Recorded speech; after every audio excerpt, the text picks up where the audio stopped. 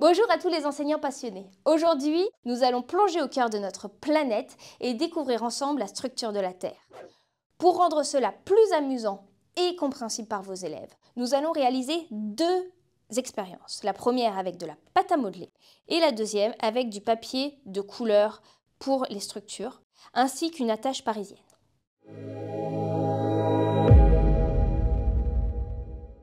La Terre est composée de plusieurs couches distinctes et pour aider vos élèves à visualiser ces différentes couches, on va utiliser différentes couleurs. Tout d'abord, nous allons utiliser une boule de couleur rouge, une petite boule de couleur rouge qui va représenter le noyau interne de notre planète qui est solide et composé de fer et de nickel. Ensuite, on va recouvrir cette boule par une couche orange qui va être notre noyau externe. Ce noyau externe est liquide et composé de métaux en fusion. On va également retrouver du fer et du nickel.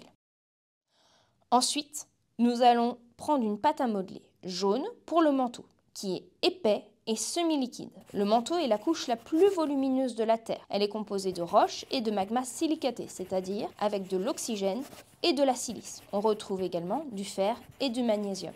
Les roches présentes sont des péridotites. On va venir recouvrir la boule précédente.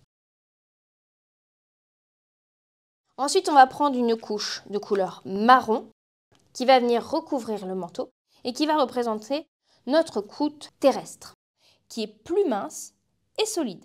La croûte terrestre est composée de la croûte océanique et de la croûte continentale. Elle est principalement enrichie en silice, en aluminium, en potassium, en sodium et en calcium. Et elle est composée principalement des roches granitiques et basaltiques. Ensuite, on peut représenter les océans en bleu, qui va venir englober complètement notre structure de la Terre et notre croûte terrestre. Vous pouvez faire preuve d'imagination et laisser les élèves imaginer des nouvelles planètes. Celle-ci est plutôt composée de beaucoup d'océans et très peu de continents ici en marron. On peut également utiliser la couleur verte si on veut refaire les continents. Ensuite, on va venir découper délicatement notre boule et on va pouvoir constater la construction de cette structure. On va retrouver le noyau interne, le noyau externe, le manteau, la croûte et les océans. À noter qu'il existe des discontinuités géologiques entre différentes couches. Une discontinuité, c'est une surface de transition entre deux couches de la structure de la Terre où les propriétés des matériaux varient, notamment en composition et en densité. On retrouve dans ce cas la discontinuité de Mohorovic, qui est le Moho, qui va séparer la croûte, ici en marron, du manteau. On va également retrouver la discontinuité de Gutenberg qui sépare le manteau du noyau, donc ici. Et puis, on va retrouver la discontinuité de Lehmann qui va séparer notre noyau interne de notre noyau externe.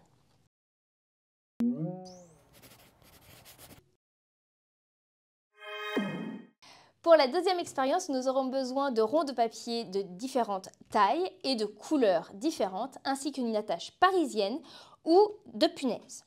Nous allons tout d'abord découper les cercles de papier de taille croissante et de couleurs différentes. Nous allons utiliser une couleur rouge pour le noyau interne avec un diamètre de 2 cm. Puis, un cercle de couleur orange avec un diamètre de 6 cm pour le noyau externe. Le manteau sera figuré en couleur jaune avec un diamètre plus conséquent de 14 cm.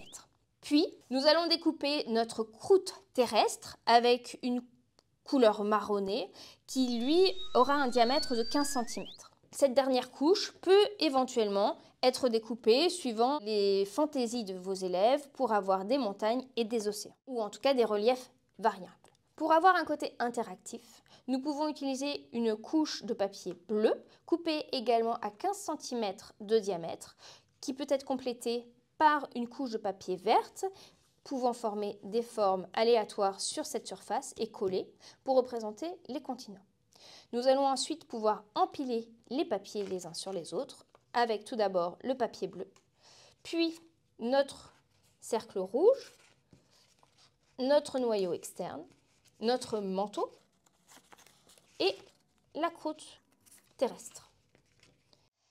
Cette activité permet aux élèves de créer un modèle qui puisse être interactif et être mobile, qui va nous permettre de faciliter la compréhension des proportions relatives à la croûte terrestre. Et voilà, grâce à ces deux expériences simples mais efficaces, vos élèves auront une meilleure compréhension de la structure interne de la planète.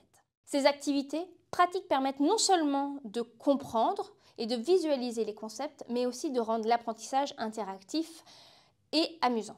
N'oubliez pas de prendre des photos des créations de vos élèves et de les afficher en classe pour une révision visuelle continue.